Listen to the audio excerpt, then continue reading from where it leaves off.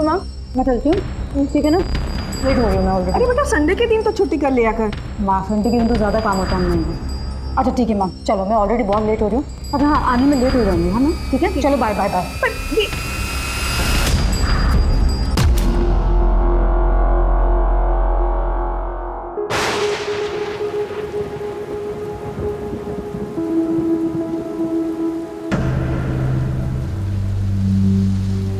Hello, hello,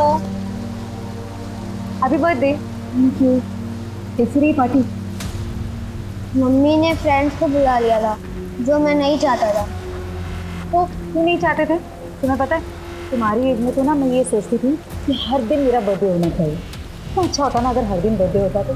पर किसी का बर्थडे हर दिन कैसे हो सकता है? इसलिए तो जिस दिन है उसे तो अच्छे से सेलिब्रेट करो। ये लो, मैं आपके लिए केक लाया हूँ। मैं भी कुछ लाई हूँ। चलो पहले केक खाएं।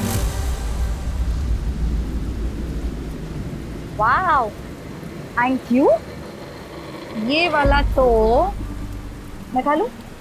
पहले बर्थडे बॉय खाएगा। Happy birthday. चल अब बारी है गिफ्ट की। ये लो तुम्हारा गिफ्ट। Thank you. खोल के तो देखो।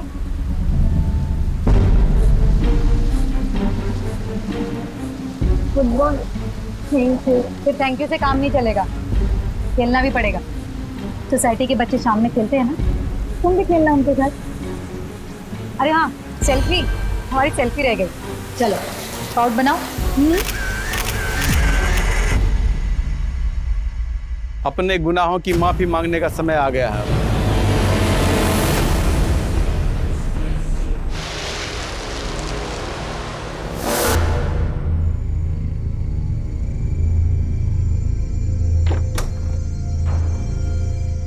बहुत सही समय पर आई। आजा, जल्दी हाथ मुंह धो ले। नहीं बाप, आप लोग खाइए, भूख नहीं लगी है मुझे। देख, तेरी पसंद की दाल बनी है, इसे खाने का नाम ले, कैसा नहीं करते। देख, दाल तू चख। बस इसी लाड़ प्यार ने सिर चढ़ा रखा है इन्हें। आप कुछ बोलते क्यों नहीं? प्रियंका, लड़के वालों का कई बार फोन आ चुका है। उन्हें तेरी फोटो पसंद आई है, मिलने के लिए कह रहे हैं। हाँ तो ना कर दो। शादी नहीं करनी है मुझे कितनी बार कह चुकी हूँ, अच्छी तरह से जानती हूँ। मेरा इस घर में रहना आप लोगों के लिए प्रॉब्लम है, लेकिन ये घर पापा का है, तो इसलिए इस घर पर मेरा भी उतना हक है जितना आप दोनों का है। और रही बात खर्चों की ना, तो पूछ लीजिए भाभी से, हर महीने टाइम से पैसे दे देती हूँ। पैसे देती हो, कोई एहसान नहीं करती हो, ठीक है? और सौरभ ने जिंदगी भर का ठेका नहीं लिया तुम्हारा। मुझे आपसे वैसे भी बात नहीं करनी है। Thank you very much.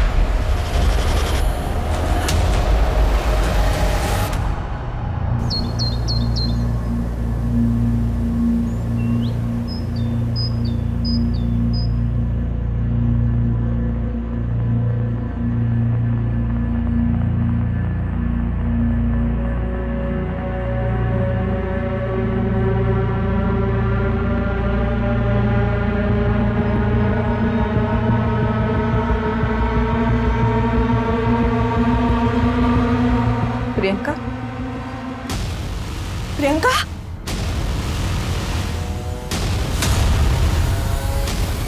Priyanka, Priyanka, Priyanka, अरे बच्चा, प्रियंका, सौरभ।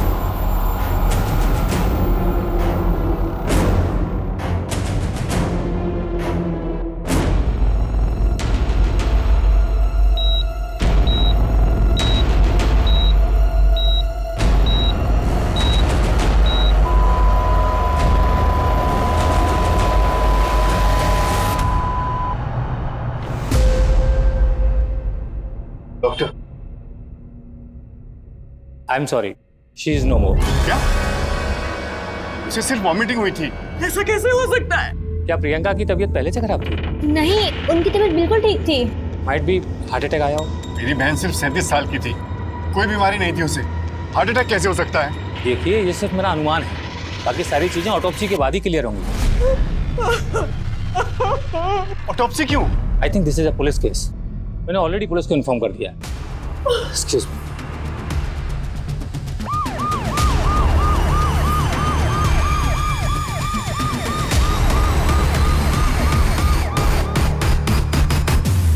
सर, ये है प्रियंका की फैमिली। आप ऑटोप्सी की शुरुआत कीजिए। आप? जी मैं प्रियंका का भाई हूँ, गौरव दीक्षित। क्या हुआ था?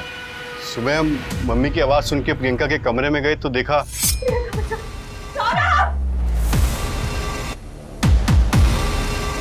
क्या हुआ माँ? ये देखना, कुछ बोल नहीं रही है। प्रियंका, प्रियंका क्या हुआ? प्रियंका, प्रियंका क्या हुआ?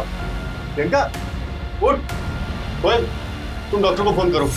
बाथरूम में? जी। कहाँ रहते आप?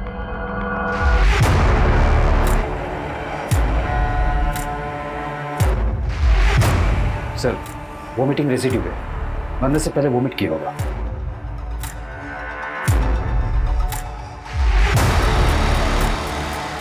प्रियंका ने कल खाना पूरा नहीं खाया था? नहीं, वो बाहर से खा के आई थी, उसे भूख नहीं थी, पर मैंने उसके कमरे में खाना रखा कि कहीं रात को भूख लगे तो।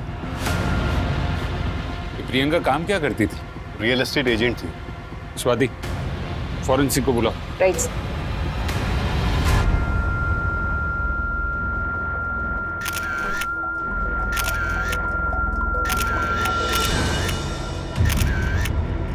मम्मी, हाँ, क्या हुआ?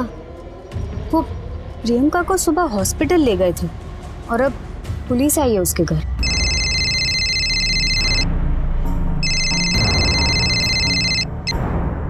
हेलो, क्या?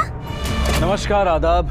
क्राइम पेट्रोल सतर्क के आज के एपिसोड में मैं अनूप सोनी आप सबका स्वागत करता हूं। घाव हमारे जीवन का अभिन्न हिस्सा बन जाते हैं क्योंकि कई घाव दिखते हैं और कई नहीं दिखते।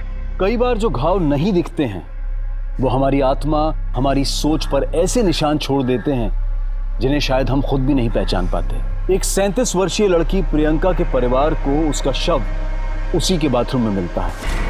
क्या प्रियंका की मौत नेचुरल थी या फिर प्रियंका की मौत बहुत सारी बातों से पर्दा उठाने वाली थी? सर, पोस्टमार्टम रिपोर्ट के मुताबिक प्रियंका की मौत नींद की गोलियों की हेवी डोज की वजह से हुई। नींद की गोली? जी सर, 10-12 से ज्यादा गोलियां। पहले प्रियंका को वोमिटिंग सेंसेशन हुआ, फिर उसने वोमिट किया, उसे नींद आ गई और विंड पाइप चोक होने की वजह से उसकी मौत हो गई। सर, लेकिन हमें कोई सुसाइड नोट भी नहीं मिला। हमने प्रियंका के बाथरूम की और बेडरूम की जो तस्वीरें ली है उसमें भी कहीं स्लीपिंग पिल्स की बोतल नजर नहीं आ रही। मुझे लगता है कि हमें दोबारा बारीकी से उसके घर की तलाशी लेनी होगी।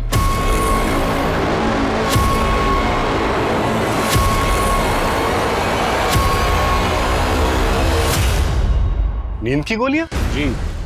क्या प्रियंका परेशान थी या फिर डिप्रेशन का शिकार थी जिसकी वजह से उसे नींद की गोलियां लेनी पड़ी हो?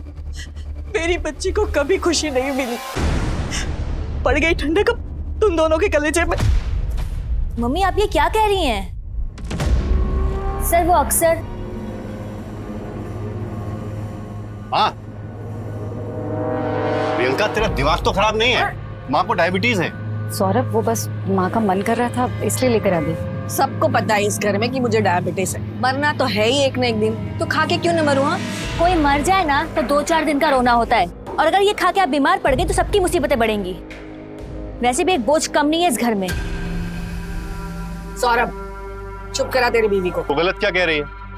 37 की हो गई, कब करेगी शादी? नहीं करनी मुझे शादी। मम्मी को लगता है कि हमें उनसे दिक्कत थी, लेकिन हम तो उनका भला ही चाहते थे। प्रियंका के कमरे में खाने की प्लेट? सर, बताया था ना आपको, ये तो मैं ही लेकर गया था। प्रियंका खाने पे गुस्सा क्यों निकालती है? मन नहीं है। थोड़ा सा खा ले। खा ले।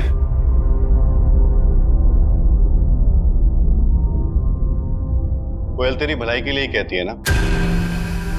अच्छा, अगर शादी नहीं करनी है तो आगे क्या सोचा है लाइफ के बारे में? मैं अब दोबारा घाव नहीं चाहती। मतलब? 5 साल पहले प्रियंका अमित पुरोहित के साथ रिलेशनशिप में थी। वो दोनों शादी भी करना चाहते थे, लेकिन अमित बहुत ही गुस्से वाला आदमी था। वो आए दिन प्रियंका पर हाथ उठाता था। शादी से कुछ दिन पहले ही प्रियंका ने... अमित, ये सब क्या है? 10 दिन बाद हमारी शादी होने वाली हो, तुम ये सब कर रहे हो? शर्म आ रही है मुझे तुम पर। अमित, मैंने तुम्हारी मार तक झेली, लेकिन मैं ये सब बर्दाश्त नहीं करूंगी कभी भी। हमारी शादी का कार्ड दिखाने आई थी तुम।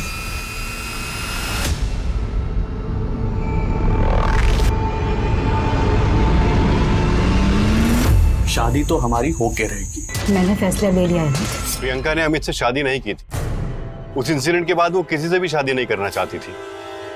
सर हम तो उनके भले के बारे में ही सोचते थे, और छोटी मोटी बहस किस घर में नहीं होती। चुप करो, तुम दोनों हमेशा उसके पीछे पड़े रहते थे। सोच रखती थी ना तुम दोनों को।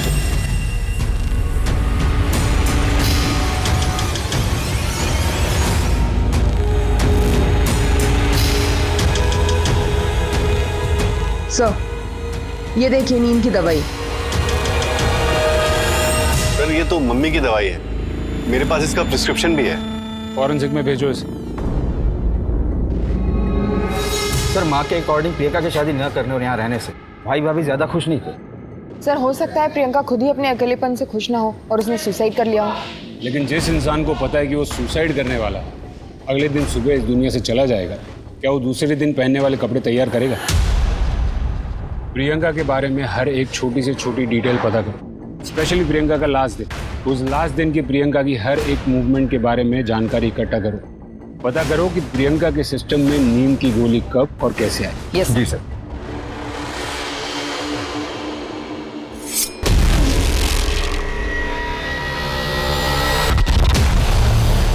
हाँ, प्रियंका मैडम की किसी से कोई खास बातचीत नहीं थी, लेकिन हाँ जय के साथ उनकी अच्छी बनती थी। भाभी तब पता नहीं मनीषा मैडम को क्या प्रॉब्लम थी।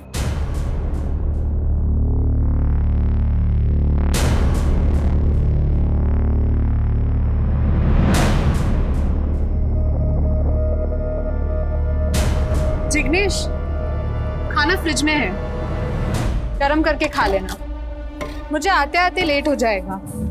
उसमें कौन सी नई बात? कल भी तो तुम लेट ही आई थी। कल देव के साथ थी ना, पता ही नहीं चला टाइम कहाँ निकल गया। पूछोगे नहीं आज कहाँ जा रही हूँ? आज संजय के पास जा रही। जिसके पास जाना है जाओ, जिसके साथ रहना रहो, मुझे बताने की कोई जरूरत नहीं। अब तुमसे नहीं कहूंगी तो और किसे कहूंगी? बाय।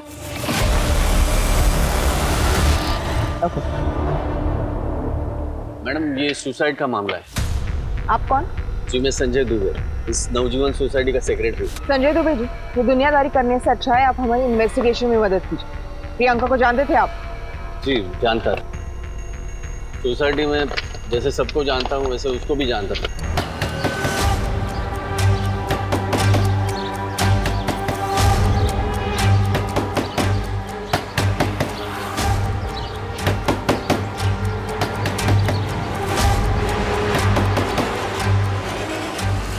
अरे सुनो इधर आओ,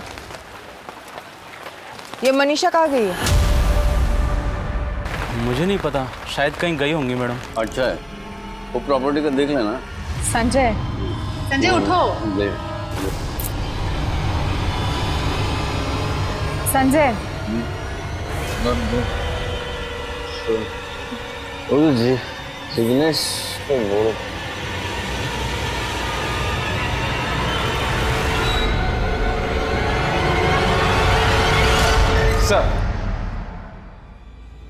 सर ये रहे प्रियंका के कॉल डिटेल्स।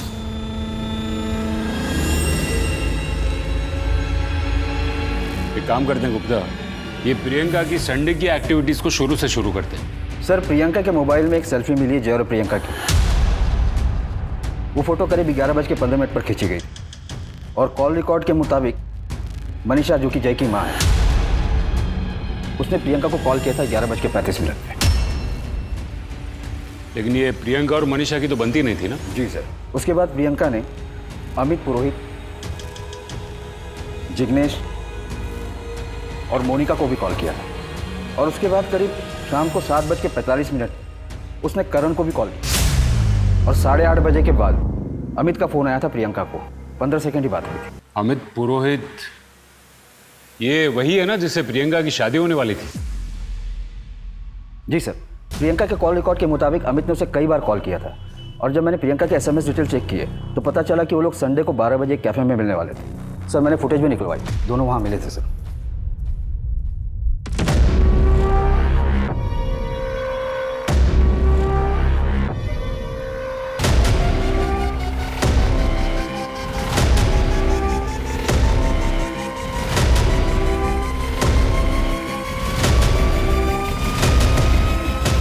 सर लेकिन ये फुटेज तो कुछ और ही बता रही है।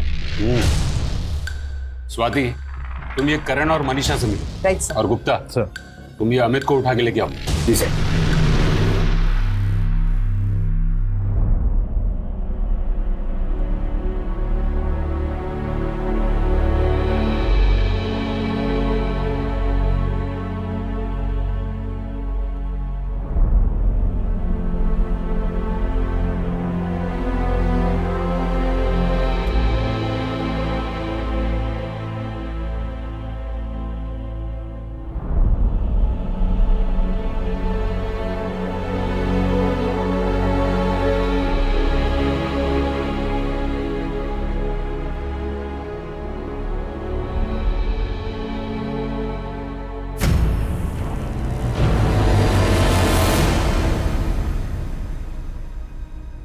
संजय, ये सब क्या है?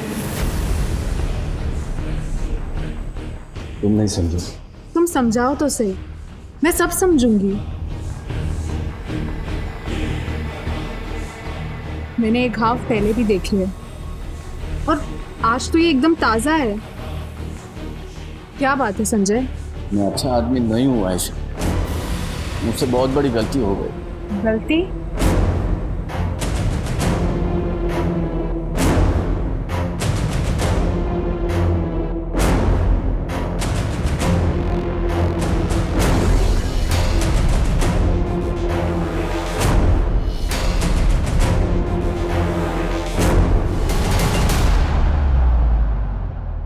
क्या प्रियंका दीदी सच में मर गई? मैंने फोन किया था प्रियंका को थैंक यू बोलने के लिए। उसने जय को गिफ्ट दिया था ना, इसलिए। जय बेटा, तुम प्रियंका से कहाँ मिले थे? मयूर नगर गार्डन में।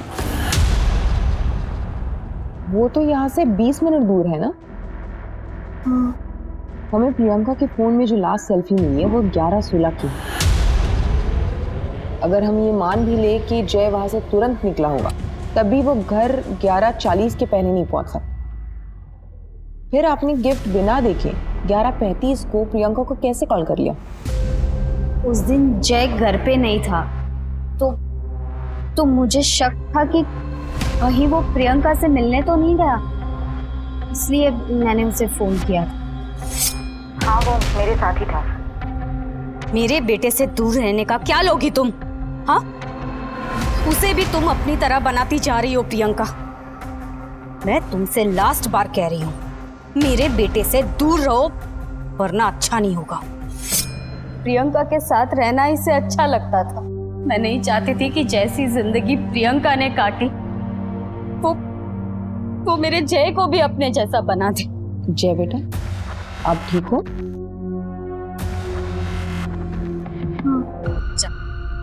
जा अंदर जा, और मैं ना बुलाऊं तब तक बाहर मत आना। 1 मिनट, मुझे जय से कुछ बात करनी है। अंदर जा। मैडम प्लीज मेरे बच्चे को इन सब से दूर रखिए। मुझे किराए पे घर चाहिए था और मुझे पता चला कि प्रियंका रियल एस्टेट एजेंट बन गई है, इसीलिए मैं उसे कांटेक्ट किया। वो मुझे घर दिखा रही थी। प्रियंका ने तुझे जो जो घर दिखाए उसकी लिस्ट हमें चाहिए। वो एक्चुअली वो सर वो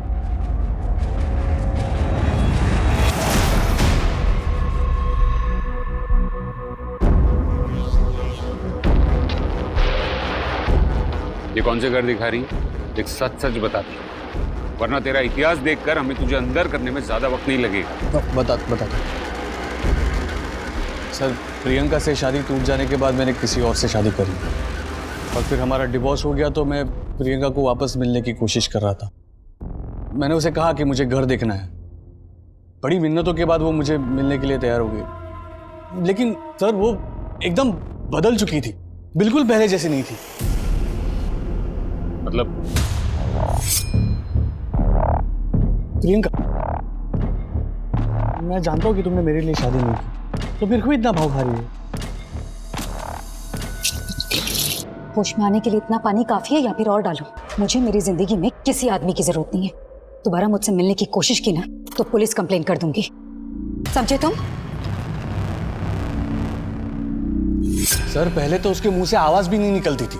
तूने उसको रात को फोन किया था ना? तेरी लोकेशन उसके घर के आसपास की थी। अरे सर मैं उसको इसीलिए फोन कर रहा था क्योंकि मैं उसके घर के नीचे था और उसे कह रहा था कि मुझसे आके मिल, लेकिन वो आई नहीं। और फिर मैं तकरीबन रात को 2 बजे वहां से निकला। अगर आपको चाहिए तो आप मोहल्ले की सीसीटीवी फुटेज चेक कर सकते हो।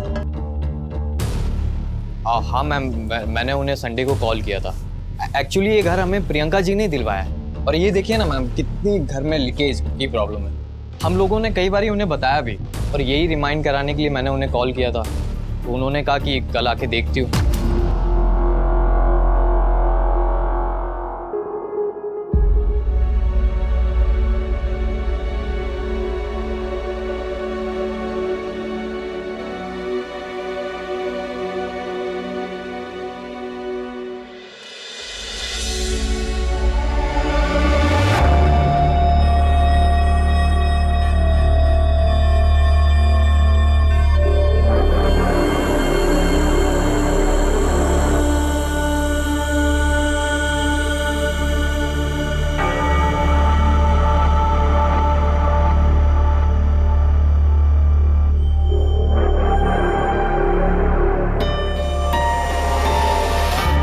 हमारे समाज में शादी करना ही अक्सर सेटलमेंट का रूप माना जाता है। अगर कोई स्त्री या पुरुष शादी नहीं करना चाहता है तो उसे ऐसे देखा जाता है जैसे वो कोई बागी है, समाज के खिलाफ है, समाज में रहने के लायक नहीं। पुलिस को प्रियंका के बारे में ऐसी कई चीजें पता चल रही थी। एक तरफ जहां पुलिस प्रियंका की जिंदगी से जुड़े हर पहलू की जांच कर रही थी, वहीं प्रियंका के आखिरी दिन यानी संडे को उसकी सारी एक्टिविटीज की जानकारी भी इकट्ठा कर रही थी। सर फॉरेंसिक रिपोर्ट आ गई है। प्रियंका के रूम में जो खाना मिला उसमें स्लीपिंग पिल्स के ट्रेसेस नहीं मिले, जो दवाई हमें घर से मिली। और प्रियंका के पेट से जो दवाई के ट्रेसेस मिले, दोनों की केमिकल कंपोनेंट्स डिफरेंट है। घर के खाने से दवाई के ट्रेसेस नहीं मिले, इसका मतलब जाहिर सी बात है कि प्रियंका ने घर आने से पहले जो खाया था उसमें दवाई थी। स्लीपिंग पिल्स की असर 1.5 से 2 घंटे में शुरू होती और प्रियंका रात को 9 बजे घर आई। इसका मतलब हमें यह पता करना है कि प्रियंका शाम को कहाँ गई थी, किससे मिली थी, उसने क्या खाया था। सर नवजीवन सोसाइटी की सीसीटीवी कैमरा को चेक किया मैंने। अमित सच बोल रहा है। वो रात को 2:12 तक बिल्डिंग के बाहर ही था, फिर वहाँ से निकल गया। प्रियंका रात को 9 बजे घर में गई, फिर बाहर निकली नहीं। और बाकी लोगों का क्या, जिसे प्रियंका उस दिन मिली थी? इन्वेस्टिगेशन चालू है सर। अपनी टीम्स और अपनी खबरियों को एक्टिवेट करो। केमिस्ट शॉप पे चेकिंग शुरू करो। एक लिस्ट बनाओ कि किसने किसने उस कंपनी की दवाई खरीदी थी। आई नो ये टास्क थोड़ा डिफिकल्ट है, लेकिन ये केस सॉल्व करने के लिए हमें इसे ही लीड बना के आगे चलना होगा। फिर क्या हुआ संजय? मुझसे बहुत बड़ी गलती हो गई।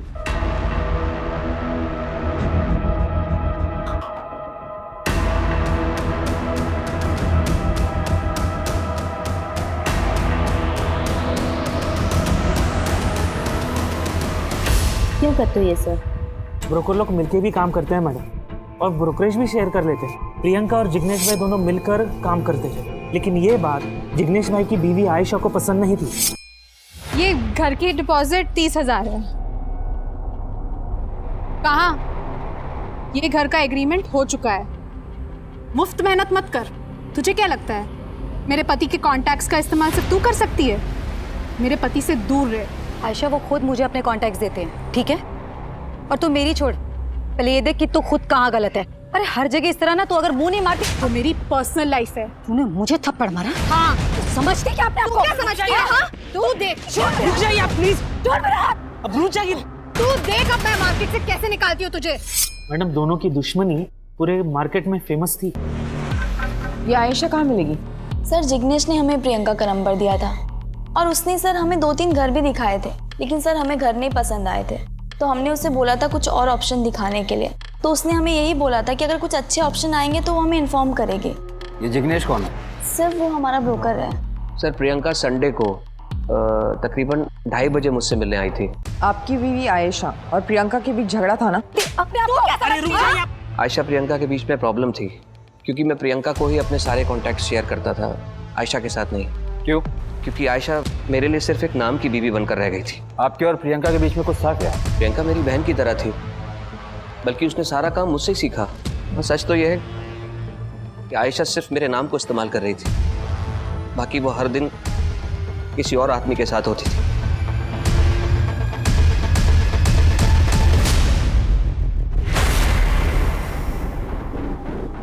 सर, ये आयशा की डायरी।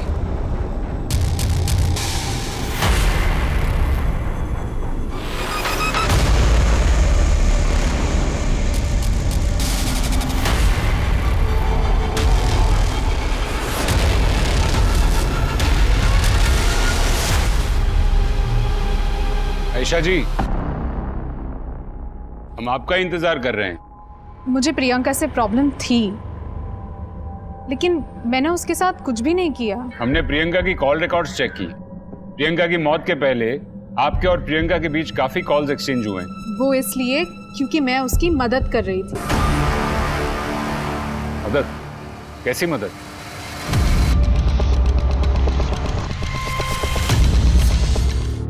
क्यों बुलाया तूने मुझे यहाँ? आयशा, मुझे तुम्हारी हेल्प चाहिए। मेरा पति तेरी इतनी मदद कर रहा है, वो काफी नहीं है तेरे लिए? और अब तुझे मुझसे क्या चाहिए? आयशा, संजय ने जय का रेप किया है। संजय ने जय का रेप किया? इसमें मैं क्या कर सकती हूँ? पुलिस के पास जाओ। आयशा, जय वो बेचारा बच्चा बहुत गुमसुम है इस समय, बहुत डरा हुआ है। इनफैक्ट उसने ये सारी बातें अपनी माँ से भी नहीं बताई हैं। मैं अच्छी तरह जानती हूँ कि तुम्हारा संजय से मिलना जुलना है। प्लीज आयशा, तुम किसी भी तरह संजय से ये सारी बातें कन्फेस करा लो। बहुत कोशिश के बाद संजय ने मेरे सामने कन्फेस किया और मैंने उसका वीडियो बनाया। अच्छा, मैं उस दिन नशे में था। डोरबेल बजी, मैंने दरवाजा खोला और सामने जय था। वो अपनी बॉल लेने घर आया था। मुझसे बहुत बड़ी गलती हो गई। मैंने जय का रेप किया है। कहाँ है वो वीडियो? मैं वीडियो बना पाई उसके पहले ही प्रियंका की मौत हो चुकी थी, इसलिए मैंने वो वीडियो सौरभ को दिया था। मुझसे बहुत बड़ी गलती हो गई। मैंने जय का रेप किया है।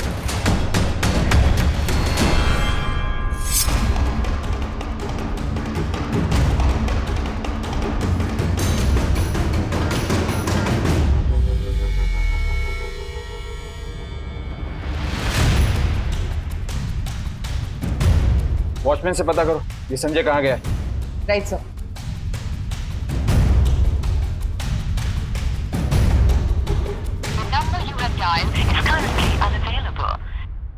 नहीं मैडम, हमें नहीं मालूम संजय साहब कहाँ हैं।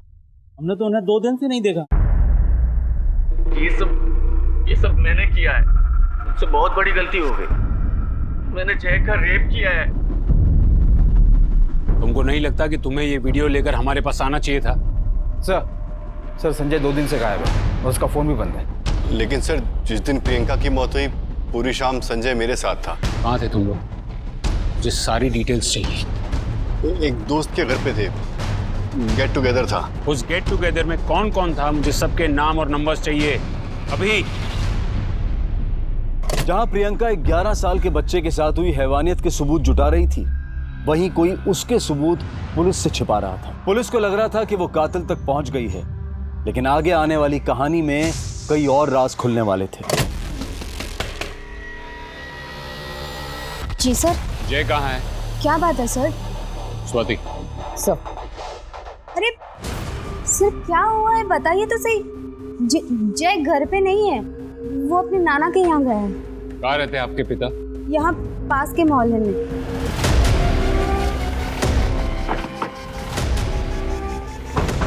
आपको पता है जय के साथ क्या हुआ है?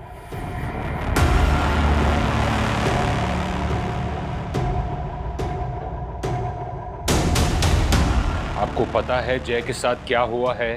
सर, मुझे तो उस दिन पता चला जिस दिन जय मेरे यहाँ आया था। पापा, ये आप क्या कह रहे हैं? मुझे कुछ समझ में नहीं आ रहा। जय ने मुझे सब कुछ बताया था कि उसके साथ क्या क्या हुआ था।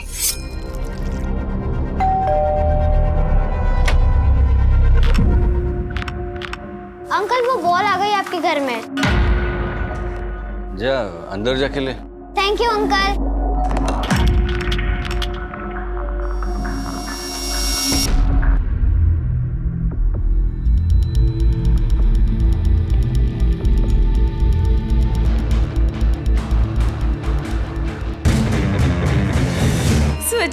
मेरा बेटा गुमसुम रहने लगा था। हाँ, और प्रियंका उसकी मदद कर रही थी, लेकिन उसके मौत के बाद पापा आप सब कुछ जानते थे, फिर भी आपने मुझे कुछ नहीं बताया। क्यों पापा, क्यों? क्या पसंद है आपको? नवाज किस?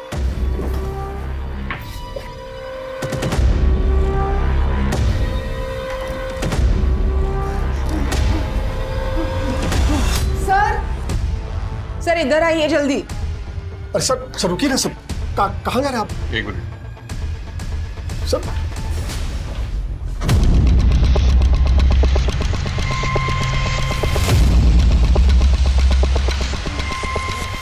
इसका मुंह खोलो।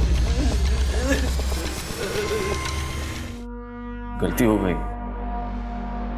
उस गलती के लिए मैंने बार बार प्रायश्चित भी किया है। अब कानून के हिसाब से अपने गुनाहों का प्रायश्चित कर।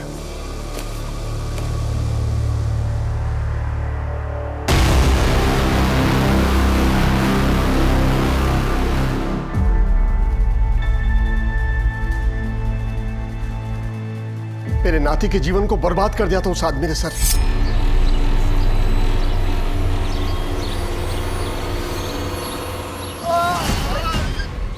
अरे मैंने कहा था आपको, मार्केटिंग के बाद सीधा घर चलते हैं। क्या हुआ क्या है इनको? सर का बीपी लो हो गया है।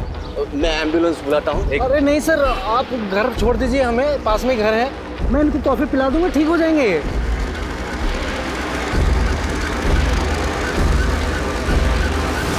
सजा देने के लिए कानून है। आपको हमारे पास, पुलिस के पास आना चाहिए था। आपके सभी दोस्तों ने और संजय ने ही हमें बताया कि आप किस टाइप के गेट टुगेदर करते हैं। संजय को बचाने के लिए तुमने वो वीडियो छुपाया ना? मैंने वो वीडियो इसलिए छुपाया क्योंकि अगर ये सारी बातें बाहर निकलती तो मेरी बहन की बातें भी बाहर निकलती। क्या मतलब? अमित से रिलेशनशिप टूटने के बाद प्रियंका का रिश्तों पर से विश्वास ही उठ गया था। वो लोगों से सिर्फ फिजिकल रिलेशन बनाती थी। एक वो रहता है।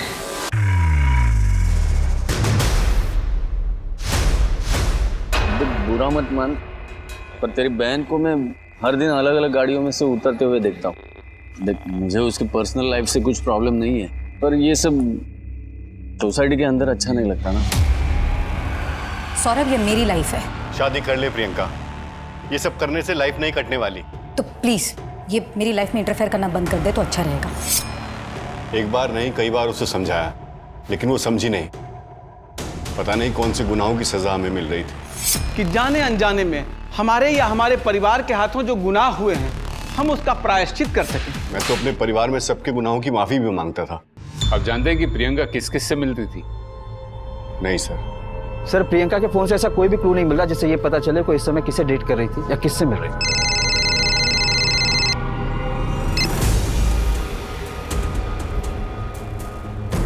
ठीक है, उसे पुलिस स्टेशन भेज दो। सर, हम लोग हमेशा मंथ एंड में स्टॉक चेक करते हैं, तो पता चला कि हमारे स्टॉक में स्लीपिंग पिल्स की एक बोतल गायब हुई थी। चिंटू खबरी ने बताया था इस केस के बारे में। आपको पता है ये काम कौन कर सकता है? इसमें है।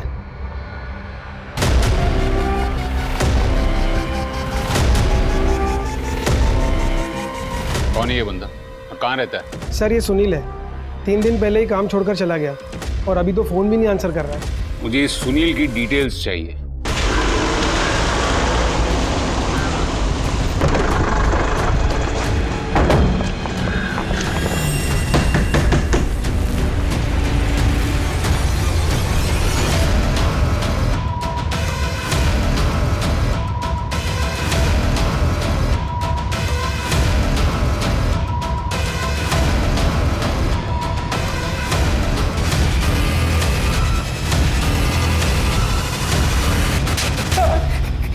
बताता साहब, उसने मुझे 15,000 दिए थे उस आदमी ने साहब। किसने?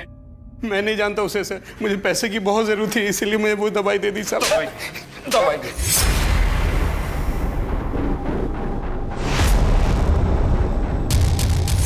जो दवाई बिना प्रिस्क्रिप्शन के देना गैर कानूनी है, तूने वो दवाई दी कैसे? साहब, मेरी बीवी को बच्चा होने वाला था, इसलिए गांव पैसे भेजने थे। तू वो आदमी का स्केच बनवा सकता है? हाँ साहब।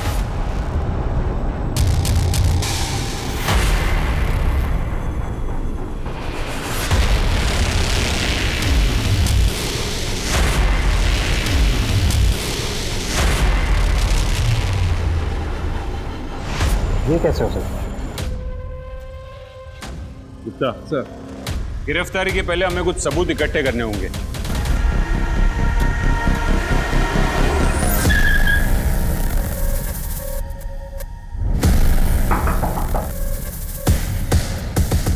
आप लोग क्या बात है सर? यार हमें प्रियंका जी ने दिलवाया है कि घर में लीकेज की प्रॉब्लम है, और यही रिमाइंड कराने के लिए मैंने उन्हें कॉल किया था। क्या हुआ सर? सर क्या हुआ?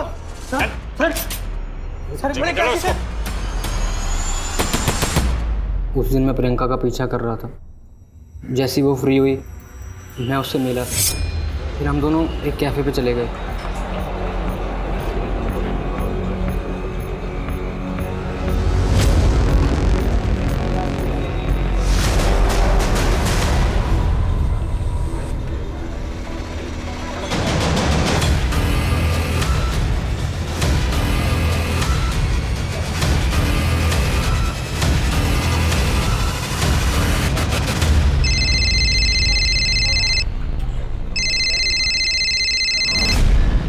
हेलो प्रियंका जी, वो समीर आपके साथ है क्या? प्लान के मुताबिक करण ने उसको फ़ोन किया ताकि हम पर कोई शक न करे। तुमने प्रियंका को मारा क्यों? प्रियंका से घर लेने के बाद उसका हमारे घर आना जाना शुरू हो गया था। फिर एक दिन जब मैं घर पहुंचा, करण, प्रियंका,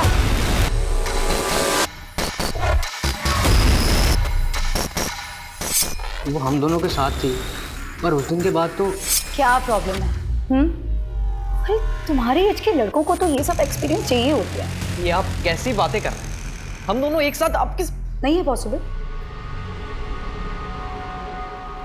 ठीक है, फिर घर खाली करवा दूंगी, भटकते रहना यहाँ से वहाँ। ऐसे मत करना, हमारे एग्जाम्स आने वाले हैं, हमारा करियर दाव पे लग जाएगा। सिर्फ करियर नहीं, तुम दोनों की पूरी जिंदगी बर्बाद हो सकती है अगर मैंने ये बात तुम दोनों के घर वालों को बता दी तो। जैसा बोलती हूँ वैसा करती जाओ।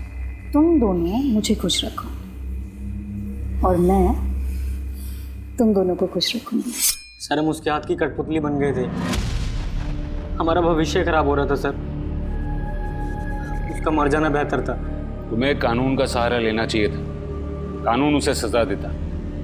तुमने जो किया है ना, उससे भविष्य तो अब भी तुम्हारा अंधकार में ही है।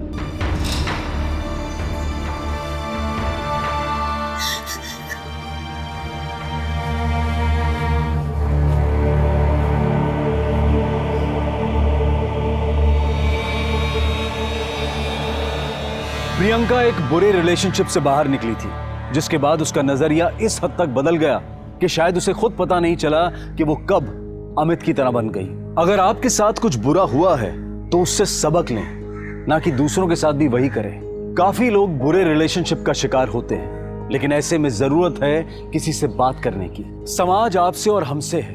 देखते हैं हमारे आज के एपिसोड की दूसरी कहानी।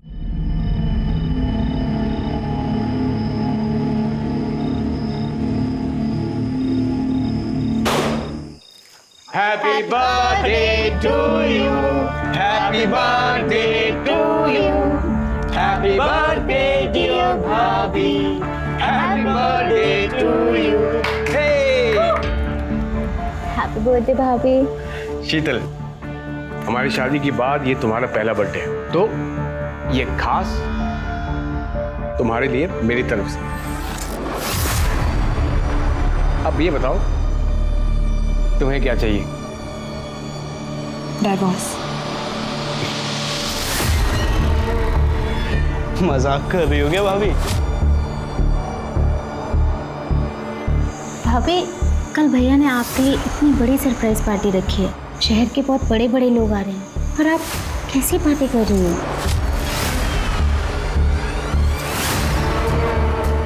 मुझे डाइवोर्स चाहिए, मतलब चाहिए।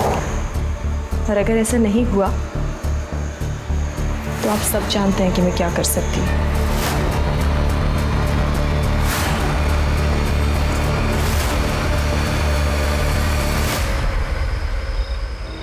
मम्मी आप टेंशन मत लो, मेरी क्लाइंट से मीटिंग है, मुझे जाना पड़ेगा। और पापा की तरह कोई गवर्नमेंट जॉब तो है नहीं कि 9 से 6 की नौकरी करो और फिर आराम। अरे बेटा, रात के 8 बजे हैं, मीटिंग तो कल भी हो सकती है ना। मम्मी आप समझते नहीं हो, सक्सेसफुल होने के लिए ना थोड़ी एक्स्ट्रा मेहनत करनी पड़ती है। अच्छा अब मैं जा रही हूँ, मैं आपको ना आने के बाद कॉल करती हूँ। बाय। ठीक है बेटा, अपना ध्यान रखना। हाँ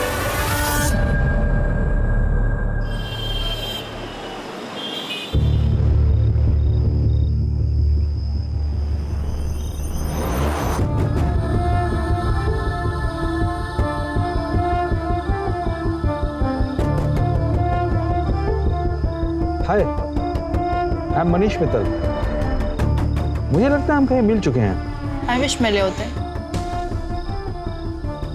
bye the way Maya. Nice to meet you.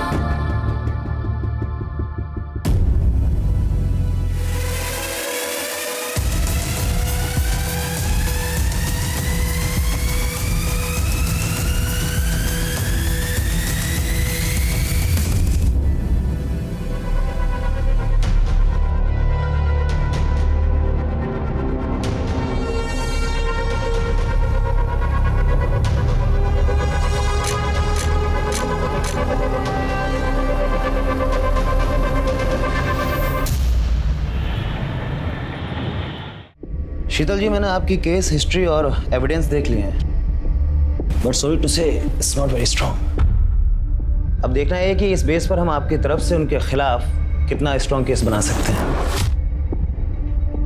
Vijay ji, मैं जानती हूँ इतना सब काफ़ी नहीं है, पर मुझे किसी भी हालात में डिवोर्स चाहिए। मैं बस उस कैद से छुटकारा चाहती हूँ, प्लीज़। ओके, कुछ करते हैं।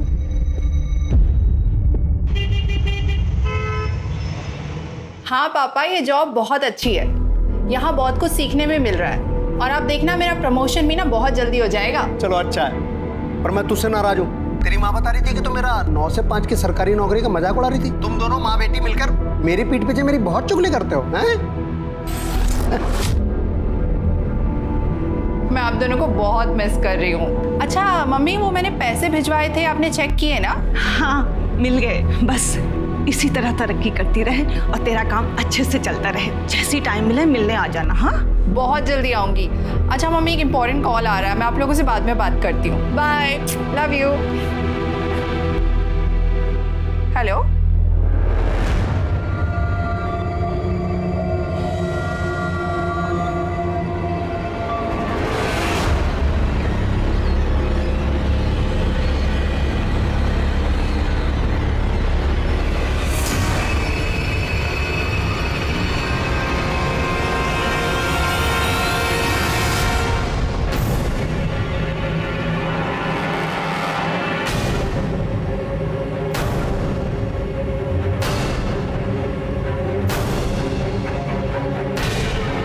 Raghu,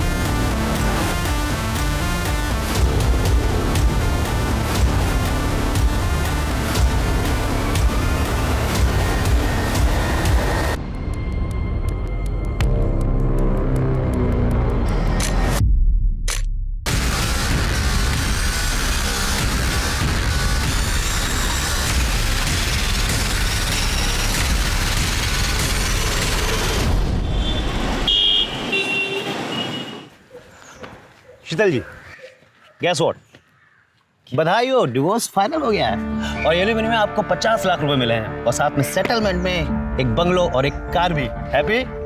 yes. Thank you so much Vijay ji, पर मेरी आज़ादी के आगे ये सब कुछ भी नहीं है, but still thank you so much. आप नहीं होते ना तो। क्या कर रहे हो? इस चोर ने मेरे पैसे से तेरा घर तो भर दिया है, लेकिन याद रखना ये पैसा तुझे कभी हजम नहीं होगा। छोड़ो। हेलो मिस्टर, क्या हो रहा है? क्या हो रहा है? हेल्प! पुलिस! अरे देखो आगे आदमी गुंडागर्दी कर रहा है। भैया छोड़ो यहाँ से। छोड़ूंगा नहीं तुझे, मैं नहीं छोड़ूंगा मैं। लेके जाओ भैया, छोड़ो भैया। शीतल जी, आर यू ओके? या।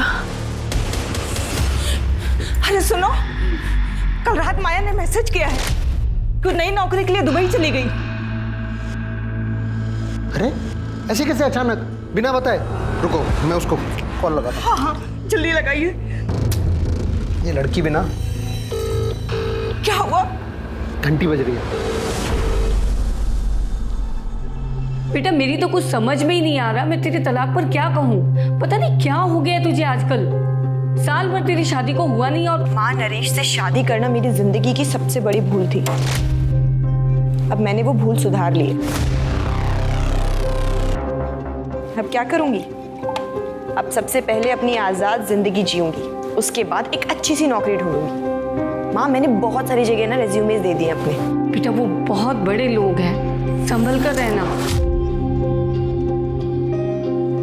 माँ, तुम बेकार में चिंता कर रही हो, कुछ नहीं होगा मुझे। अब देखना, अब मेरी लाइफ बिल्कुल सेट है।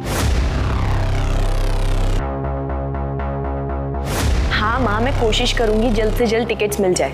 तुम बस अपना सारा का सारा सामान पैक रखना। Okay bye.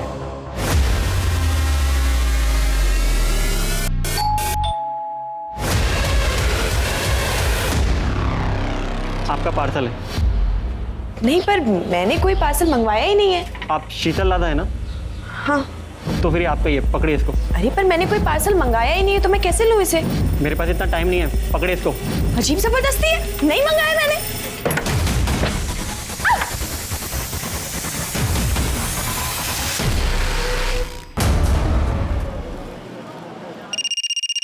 हेलो।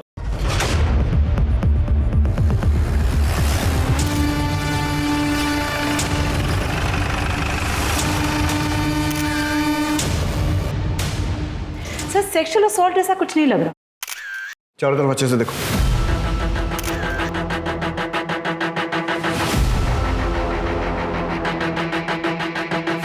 सब जगह से फिंगरप्रिंट लो और आस पड़ोस में पूछताछ करो। देखो पड़ोसियों ने किसी को आते जाते देखा है क्या? सर।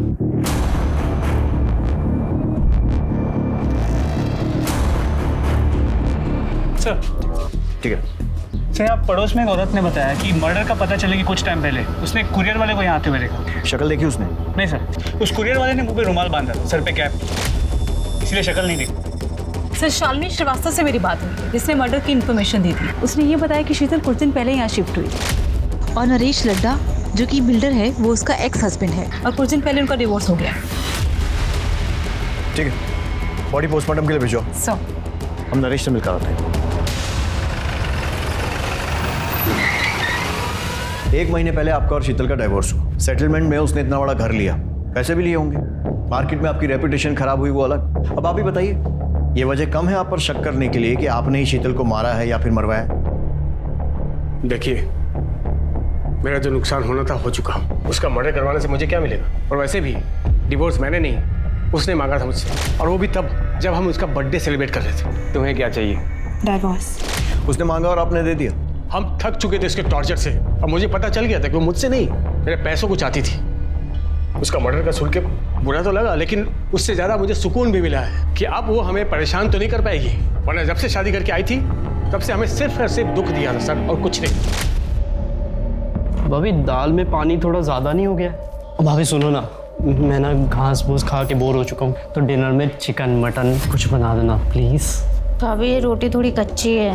अरे शीतल, तुमने कुक को क्यों निकाल दिया? वो ठीक ठाक खाना बना रहा था। क्यों? खाना ठीक नहीं बना रही हूँ मैं? हाँ, और सब्जी खाने में क्या प्रॉब्लम? अपने स्वाद के लिए जरूरी है किसी की जान ली जाए? हाँ, मेरा मतलब है शीतल कि हम कुक अफोर्ड कर सकते हैं, और तुम लड़ा खानदान की बहू हो, तुम्हें किचन में काम करने की क्या जरूरत है? तुम नई नई आई हो, एंजॉय करो बस। आपको खाने से प्रॉब्लम थी ना, आप मुझे अकेले में जाकर बोल सकते थे। ऐसे अपने भाई बहन के सामने मेरी बेइज्जती करने की कोई जरूरत नहीं थी, समझे आप? भाभी आप गलत समझ। अरे बिल्कुल ठीक समझ रही हूँ मैं।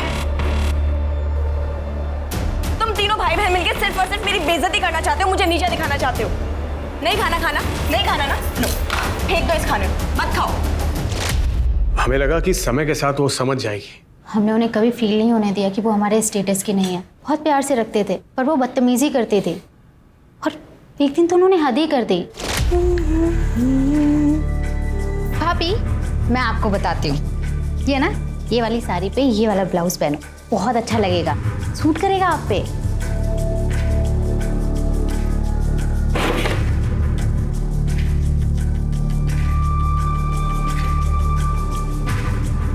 भाभी क्या कर रही हो आप? काट क्यों रही हो? तेरे छूने के बाद में अब मैं इसका पोछा भी नहीं बना सकती। और रही बात फैशन की, तो वो मुझे तेरी जैसी बहन जी से सीखने की कोई जरूरत नहीं है, जिसके पास पैसा तो बहुत है पर ओढ़ने पहनने की जरा सी अकल नहीं। आप लोग इतनी शराफत दिखा रहे थे और वो बदतमीजियां करती जा रही थी, क्यों? शायद उनकी नज़र सिर्फ हमारे पैसों पर थे, वरना वो प्रीतम से ऐसी बात नहीं करते। सर को बताओ ना, सर को बताओ। क्या हुआ? भैया वो कुछ महीने पहले की बात है, भैया काम से बाहर गए हुए थे और शीतल भाभी मेरे रूम में आई। जी भाभी, क्या कहा हमें बताइए। कुछ नहीं, वो मैं बोर हो रही थी तो मैंने सोचा तुम्हारे पास आके थोड़ा टाइम पास कर लूं। क्या कर रहे हो तुम? वाओ, कितना सुंदर कॉम्प्लेक्स है। काश ऐसे ही कॉम्प्लेक्स मेरा भी होता। ऐसे हो सकता है अगर तुम चाहो तो। हाँ भाभी, मैं भैया से बात करूंगा। नहीं, भैया को बीच में लाने वाली कौन सी बात है? अगर ये हम दोनों के बीच में हो सकता है तो। उनसे उस दिन बड़ी मुश्किल से मैंने पीछा छुड़ाया। भैया को बताने से डर लगा, इसलिए मैंने दीपा से शेयर किया। वो ये सब चाल चला करती थी। सुना आपने कितनी घटिया औरत थी।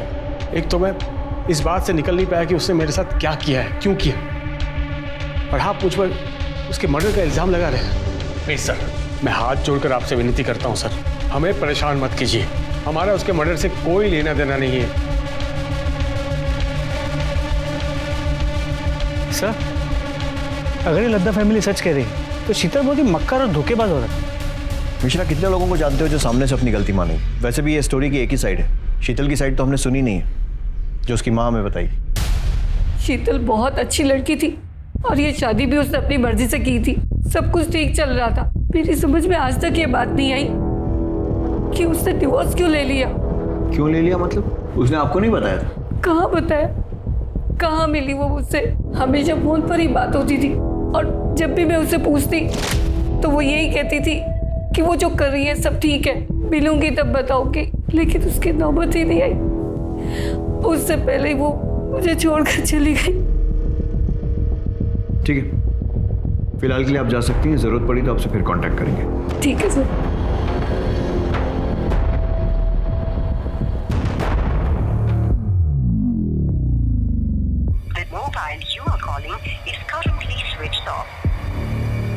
क्या हुआ? माया ने फोन उठाया क्या? अरे फोन तो तब उठाएगी जब वो नंबर लगेगा, उसका तो फोन ही स्विच ऑफ आ रहा है। क्या हो गया इस लड़की को? 5 दिन हो गए, दुबई से सिर्फ फोटो भेज रही है, यानी कि कम से कम एक कॉल तो कर ले। अरे ये भी तो हो सकता है कि इंडिया का नंबर वहाँ काम ना कर रहा हो और वहाँ का नंबर लेने में टाइम लग रहा हो। एक बार और कोशिश करो। तुम सब ठीक होगा, तुम जाओ, एक गिलास पानी लेके आओ मेरे लिए। सर। हाँ मिश्रा। सर, शीतल के घर के फोरेंसिक रिपोर्ट के मुताबिक उसके घर में सिर्फ उसी के फिंगरप्रिंट्स मिले। उसके घर में किसी भी सामान पे, इनफैक्ट डोरबेल पे भी किसी और के फिंगरप्रिंट्स नहीं मिले। इसका मतलब जानबूझकर फिंगरप्रिंट्स मिटाए गए। शीतल उस घर में कुछ महीनों पहले शिफ्ट हुई थी, लेकिन इस टाइम में भी कोई ना कोई तो घर में आया होगा, किसी ने तो डोरबेल बजाई हो। मतलब यह कि जिसने भी उसे मारा या मरवाया है, सोची समझी प्लानिंग है। सर, शीतल की पोस्टमार्टम रिपोर्ट्स आ गई। सर, इसके मुताबिक उसकी मौत दोपहर 1 से 3 के बीच में हुई और चाकू से 3 बार पेट में वार किया गया। मतलब पीएम रिपोर्ट से भी कोई खास हेल्प नहीं है? नथिंग। सर, मैंने शीतल की बैकग्राउंड भी चेक की है। शादी से पहले या तलाक के बाद उसका कोई भी अफेयर वगैरह भी नहीं था। शीतल का एक हस्बैंड नरेश लड्डा और उसके भाई बहन, उनके कॉल रिकॉर्ड्स और मोबाइल लोकेशन? सर, अब तक नहीं आई, मैं जल्दी आ जाएंगे। जल्दी आ जाएंगे सर।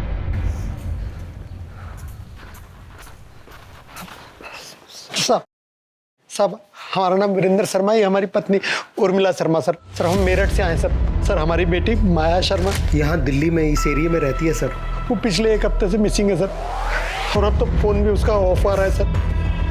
घबराइए मत। सिंह सर, इनकी कंप्लेंट लिखो, लड़की की पूरी डिटेल्स लो और ऐसा ही राणा से बोलना जैसे आए तो फॉलो अप करें। Okay sir. मेरी बेटी को ढूंढ दीजिए। आप फिक्र मत कीजिए, आप अपनी कंप्लेंट लिखवाइए, हम जल्द से जल्द उसे ढूंढने की कोशिश करें। सर ये नरेश और उसके भाई बहन तीनों बहुत कमीने हैं, और मैं बात दावे से कह सकता हूँ कि शीतल के मर्डर में इन्हीं तीनों का हाथ है। क्योंकि सर जिस दिन हम लोग केस जीते थे और नरेश को शीतल को घर गाड़ी बंगला सब देना पड़ा था, उस दिन नरेश ने शीतल को मेरे सामने ही धमकी दी। ये पैसा तुझे कभी हजम नहीं होगा, छोड़ूंगा नहीं तुझे, मैं नहीं छोड़ूंगा मैं। लेकिन नरेश का तो कहना है कि डिवोर्स उसने नहीं बल्कि शीतल ने मांगा था। हाँ सर, मांगा था, क्योंकि इन तीनों भाई बहन ने मिलकर शीतल का जीना हराम कर रखा था। सर उसे इतना मजबूर कर दिया, क्या करती बेचारी वो। वकील उसे फैमिली कोर्ट में पति पत्नी के झगड़े सुनते आ रहा हूँ, मगर शीतल के केस को सुनकर मेरी भी रूह कांप गई थी। शादी होते ही नरेश ने सभी नौकरों को काम से निकाल दिया। इतने बड़े घर का झाड़ू पोछा, साफ सफाई, खाना बनाना सब अकेली मैं ही करती थी। पर इतना भी काफी नहीं है उसके लिए। रोज मुझे परेशान करने के नए नए तरीके निकाल लेता है। और फिर एक दिन, ये क्या है? दाल है या पानी है? ये एक तो रोज रोज ये घास फूस खा के ना बोर हो चुका हूँ। अरे कुछ और नहीं बना सकते क्या? चिकन मटन कुछ? भाभी ये रोटी भी कच्ची है। मायके से तुम कुछ सीख के नहीं आई हो क्या? माँ ने कुछ सिखाया नहीं तुम्हें? क्यों मैं खाना ठीक नहीं बना रही हूँ क्या? ये बनाया तुमने खाना? हाँ? और सब्जी खाने में क्या प्रॉब्लम है? जरूरी है अपने स्वाद के लिए किसी की जान ली जाए? आपको मेरे हाथ का खाना अच्छा नहीं लग रहा था तो आप मुझे अकेले में बोल देते। इसे अपने भाई बहन के सामने मेरी बेइज्जती करने की क्या जरूरत थी? क्या बकवास कर रही हो? क्या मतलब भाई बहन? मैं सही तो बोल रही हूँ। आप तीनों भाई बहन जब देखो मुझे नीचा दिखाने की कोशिश करते हो, मेरी बेइज्जती करते रहते हो। चुप कर, आइंदा जबान लड़ाई ना, जबान खींच लूंगा मैं। निकल।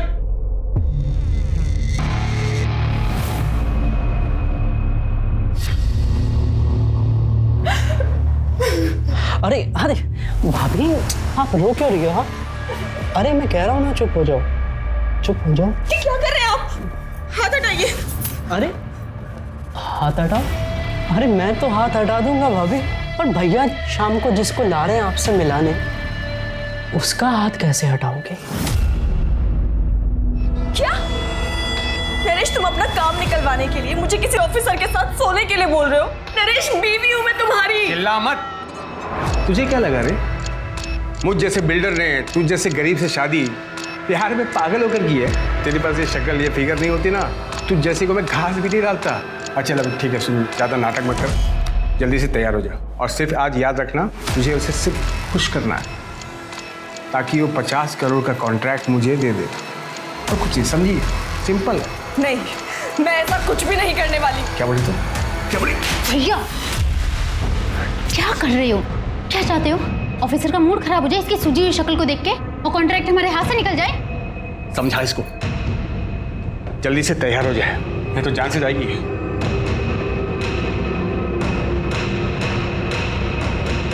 भाभी आप तैयार हो जाओ प्लीज।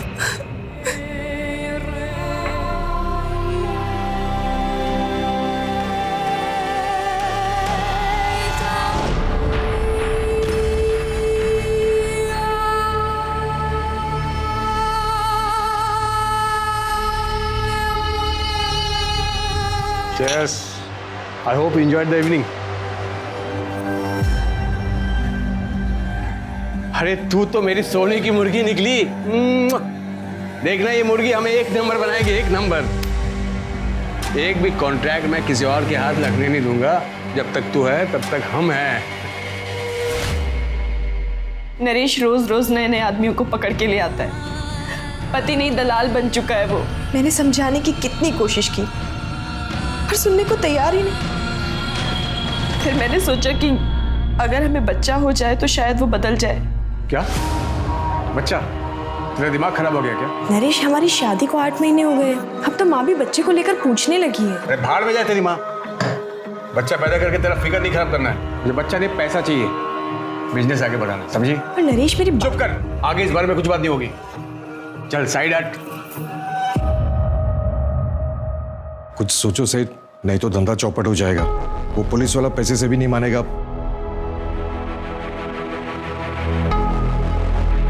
ठीक है, मैं कुछ करता हूँ। सुन, एक पुलिस वाले ने नाक पे दम कर रखा है, तुझे उसे खुश करना होगा। मैं ये सब और नहीं करूंगी, और अगर तुमने मेरे साथ जबरदस्ती करने की कोशिश की तो मैं पुलिस के पास चली जाऊंगी। क्या बोली?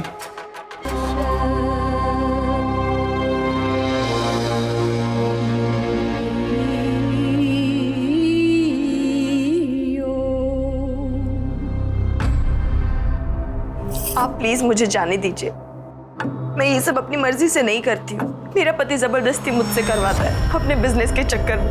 आप पुलिस वाले हो ना, आप मेरी मजबूरी समझिए और प्लीज मेरी मदद कीजिए। अरे ड्यूटी पे भी जाना है, चल बिस्तर पे चल। नरेश साला कमीना है, लड़की का पैसा बचा लिया। चल। एक मिनट, मैं बस वॉशरूम जाकर आऊं प्लीज। अरे यार, मूड खराब कर दिया, जल्दी जा और जल्दी आना।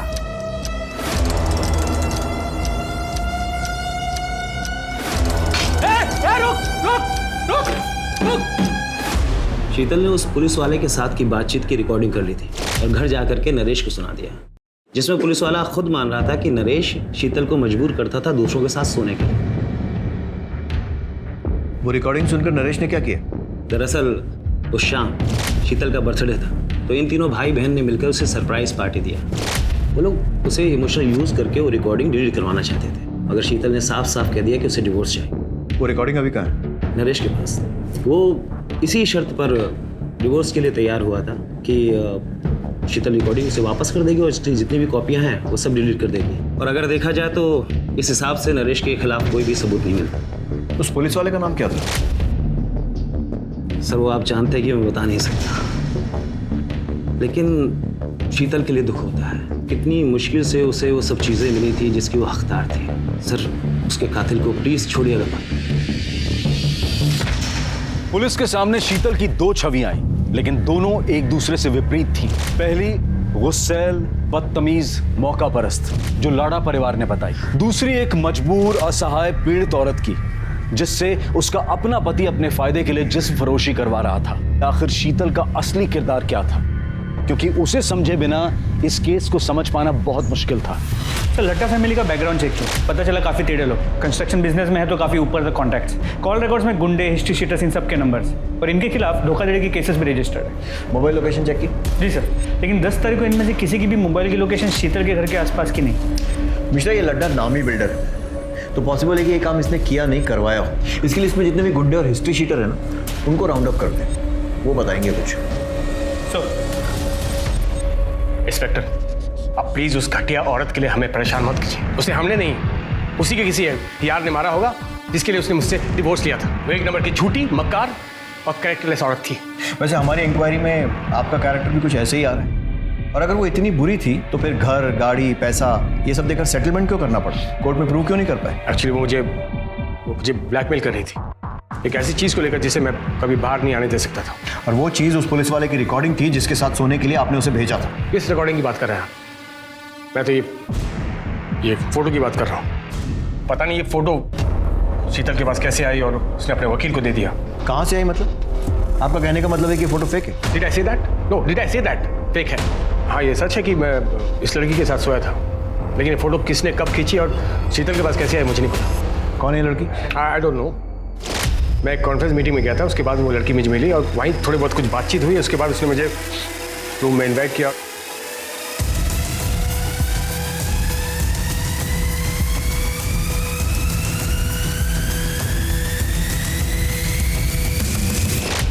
इस लड़की का कोई कांटेक्ट या एड्रेस?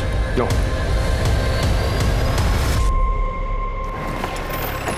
नरेश की बातों से एक अलग ही एंगल है। मतलब शीतल का वकील उसे जितना शरीफ बताने की कोशिश कर रहा है, शायद वो ऐसी है नहीं। मिश्रा, पता करो फोटो में वो लड़की कौन है, वो फोटो खींची किसने है और शीतल के पास वो फोटो किसने भेजी है, ठीक उस वक्त जब डिवोर्स की प्रोसीडिंग चल रही थी। सर सर 2 दिन हो गए कंप्लेन कराए हुए सर। सर हमारी बेटी अभी तक मिसिंग है सर। आपका केस तो ऐसा ही राणा देख रहा है। राणा कहाँ है? सर राणा साहब तो केस के सिलसिले में बाहर गए। आइए आप मेरे साथ, संभल के। एक मिनट दिखाइए।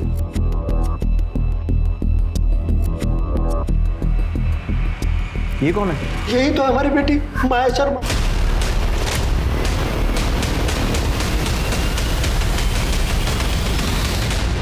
सर हमारी बेटी माया 7 तारीख को नई दिल्ली से दुबई गई थी नौकरी ज्वाइन करने के लिए। ये देखिए साहब, दुबई से फोटो भेजती है पर कॉल करते हैं तो उठाती नहीं है, कॉल बैक भी नहीं करती है। सर शुरू में तो 1-2 दिन हमने इंतजार किया कि फ़ोन करेगी, पर बाद में तो उसका फ़ोन भी स्विच ऑफ हो गया। फिर हम लोग मेरठ पुलिस के पास गए, उनसे कहा तो उन्होंने कहा कि हाँ आप लोग दिल्ली जाइए, क्योंकि वो माया दिल्ली में ही रहती थी।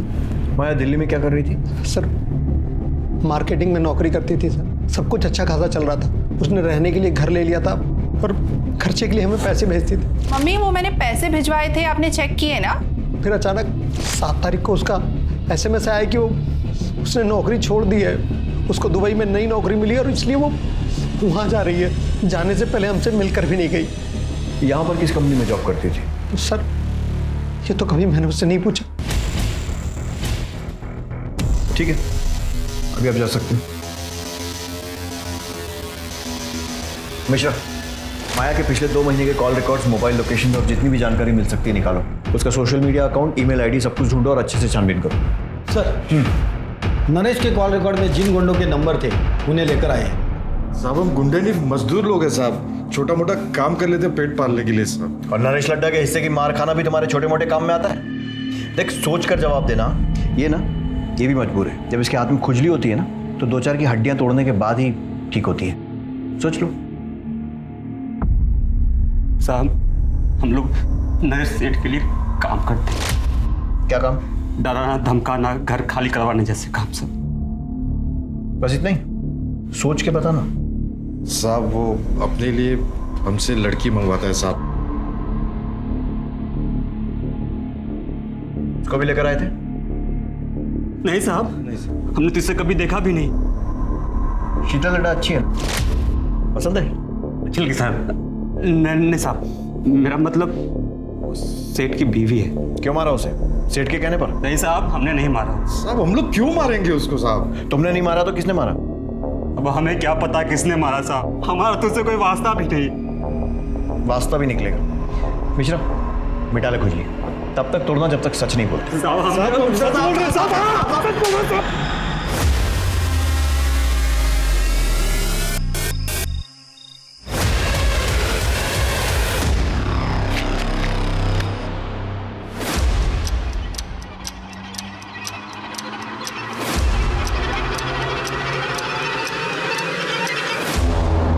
सर माया ने 7 तारीख को दोपहर 2 बजे की दुबई जाने की फ्लाइट की टिकट निकाली थी और 7 तारीख की सुबह 10 बजे उसने ऑनलाइन चेक इन भी किया। मतलब वो सही में दुबई जा रही थी? देख के तो ऐसा ही लग रहा, लेकिन ना वो एयरपोर्ट गई ना उसने फ्लाइट ली। टिकट लिया, ऑनलाइन चेक इन भी किया, तो फिर फ्लाइट क्यों छोड़ दी? हो सकता है लास्ट मिनट उसका मन बदल गया हो या फिर किसी ने ज़बरदस्ती उसे जाने से रोका। लेकिन दोनों ही केसेस में वो दुबई वाले पिक्चर्स कहाँ से आए जो उसने अपने माँ बाप को भेजे? सर हमने पता किया, वो पिक्चर्स इंटरनेट से निकाले गए और उसके माँ बाप को इसलिए भेजा गया ताकि उन्हें यकीन हो कि माया दुबई में है। सारे पुलिस स्टेशन में माया की डिटेल्स भेजी? जी sir. Excuse me. Hello, PSA Mishra बोल रहा हूँ। ठीक है सर, फरीदाबाद के पास के जंगल में एक माया से मिलती जुलती बॉडी मिली। बॉडी काफ़ी सड़ चुकी है तो आइडेंटिफाई करवाना होगा। माया के पेरेंट्स को बुलाओ, शिनाख्त। हाथ में टैटू है जिससे शायद पहचान हो सके। मेरे बच्चे। मम्मी देखो मैंने टैटू बनाया है। अरे ये क्या नाक शनाप बना लिया है, कितने सुंदर हाथ थे तेरे। मम्मी आजकल का फैशन है, रहने दो, आप समझोगे ही नहीं। कहाँ समझ पाएगी तो ऐसे हमें छोड़कर चली जाएगी।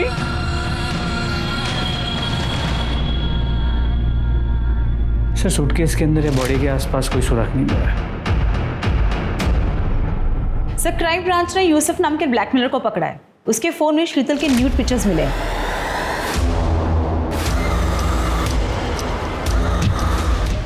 सर ये फोटो मुझे प्रतिम ने सेंड किया था सर। प्रतिम लड्डा? जी सर। क्यों भेजा था? सर वो मैं online sex chat video racket चलाता हूँ सर, वहाँ मेरी एक लड़की को ये प्रतिम मिला था सर। सर जब हमने इसकी इंक्वायरी निकाली तो पता चला ये बहुत बड़ा आसामी सर, तो हमने इसे अपने जाल में फंसाया सर और इसको हमने ब्लैकमेल करना शुरू किया सर। फिर सर ये हमारा एटीएम बन गया था सर।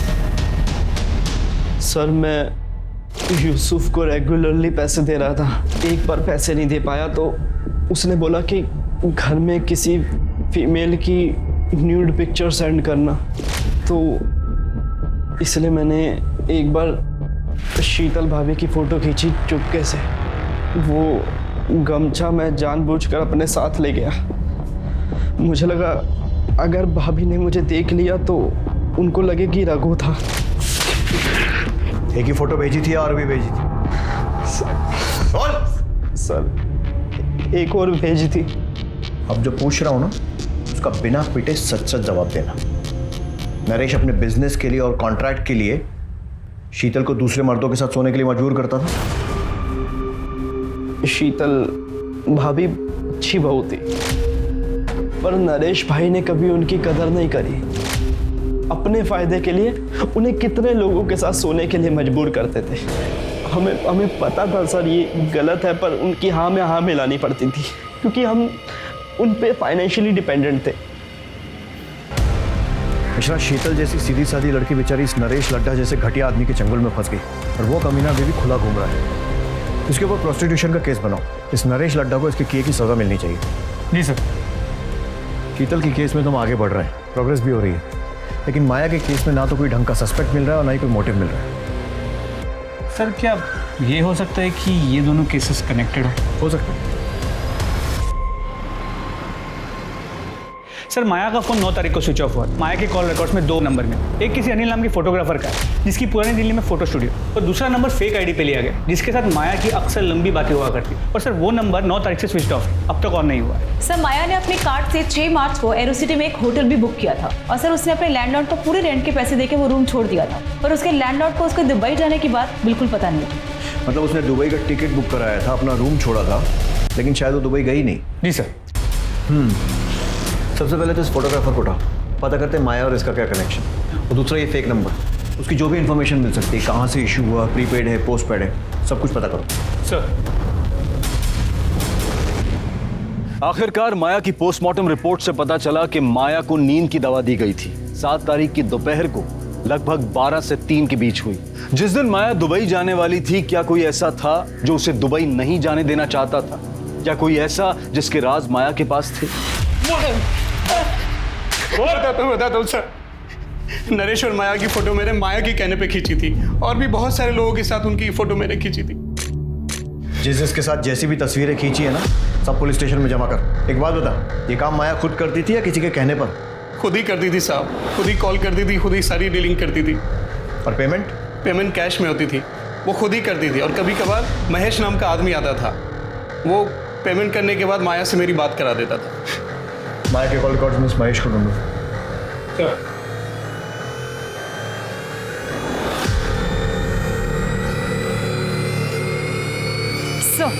महेश का पता चल गया।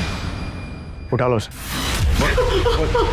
साहब मैं सच बोल रहा हूँ, माया मैडम जो बोलती है मैं वो करता हूँ। वो अक्सर लोगों को लिफाफे पैकेट देने के लिए बोलती थी। मुझे लगा कि अनिल भी इनका आदमी होगा।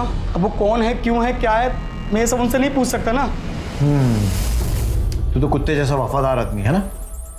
देख, माया का मर्डर हो गया है, अभी अगर मुंह नहीं खोलेगा ना तो लंबा अंदर जाएगा तू।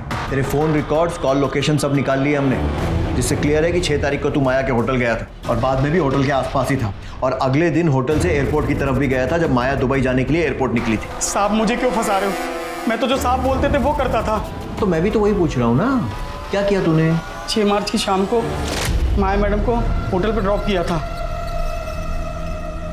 तो जब माया को ड्रॉप किया था वो अकेली थी? हाँ सर। उसके साथ कोई सामान वगैरह था? नहीं साहब, खाली हाथ में पर्स था बस। फिर मैंने शाम को साहब को होटल ड्रॉप किया और गाड़ी वहीं छोड़ के अपने एक दोस्त के पास रहने चला गया।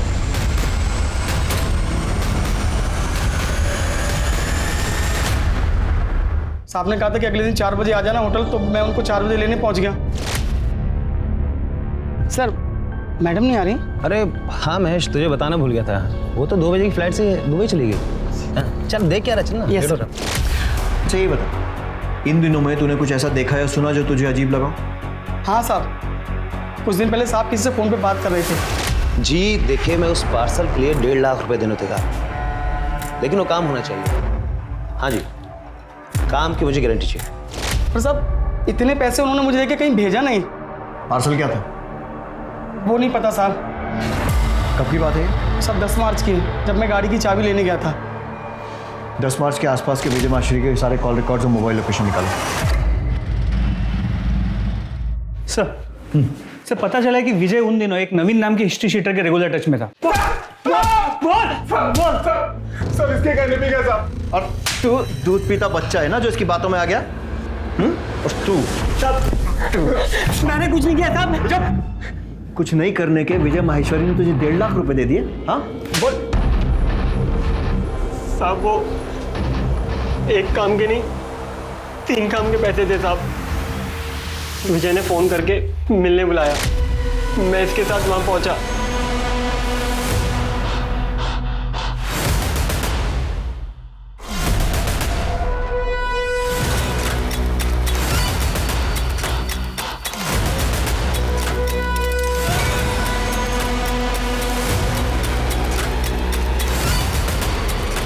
हमने चलती गाड़ी में उसका गला दबाकर उसे मार दिया और थोड़े आगे जाकर सूटकेस को जंगल में फेंक दिया। तो पहला हुआ माया का, दूसरा उसकी बॉडी को ठिकाने लगाना, तीसरा बताओ। तीसरा शीतल का मर्डर।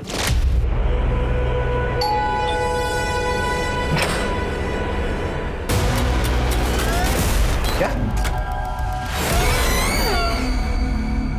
तो कैसी लगी मेरी प्लानिंग? मोटिव समझ नहीं है, क्यों किया? माया से पीछे छुड़ाने के लिए।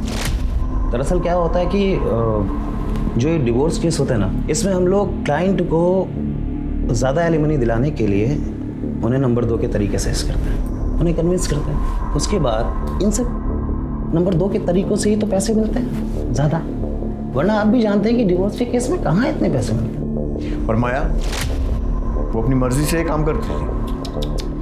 अरे नहीं साहब, इतनी आसानी से कौन तैयार होता है? बोला मैंने कि ये सब करने में परेशानी क्या है, किसी के साथ सोना थोड़ी है। उसको ब्रेन वॉश किया, समझाया उसको, तब जाके मानी। और हाँ, शादी की झांसा भी दी। लेकिन उसके बाद एक दिन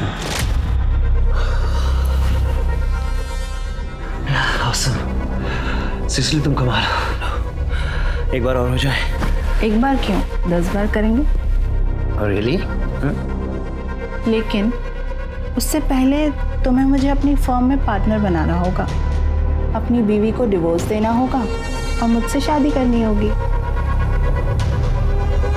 ये क्या बकवास कर रही हो? तो मुझे देखकर या सुनकर लग रहा है कि मैं बकवास कर रही हूँ। शुरू में मुझे लगा कि भूल जाएगी, मगर नहीं साहब, वो तो पीछे पड़ के रह गई। फिर मुझे लगा कि इसका कुछ ना कुछ तो इलाज करना पड़ेगा। तभी सडनली मुझे शीतल के केस से एक आइडिया मिला और मैंने डबल गेम खेला। मैंने माया को नरेश के पास ये कह के भेजा कि इस केस से ना हमें बहुत पैसे मिलने वाले और इतने पैसे कि हम उस पैसे से अपनी नई जिंदगी शुरू कर सकते। और उसके बाद मैंने अनिल से माया और नरेश की फोटो खिंचवा ली और उन फोटो से मैंने शीतल को घर, पैसा, गाड़ी सब दिलवाया। इतना तो मैंने भी एक्सपेक्ट नहीं किया था, तो मैंने भी अपनी फीस बढ़ा दी, जिसकी वजह से मेरे और शीतल में झगड़ा हुआ और उसने मुझे पुलिस की धमकी तक दे डाली।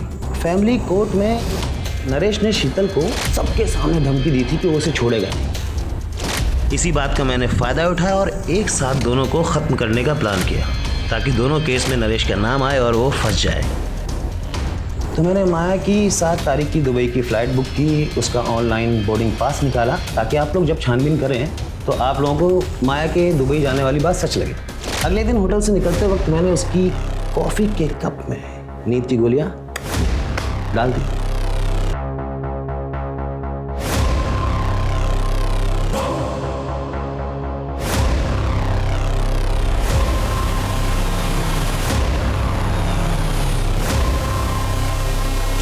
मैंने माया का फ़ोन अपने पास ही रख लिया था। एक रात पहले ही उसके घर वालों को मैंने मैसेज कर दिया कि मैं दुबई जा रही हूँ नौकरी के सिलसिले में, और 2 दिन तक दुबई की फ़ोटो भेजता रहा। उसके 2 दिन बाद मैंने उसके फ़ोन को तोड़ के फेंक दिया। माया और शीतल के मर्डर केस में चार्जशीट फाइल करो।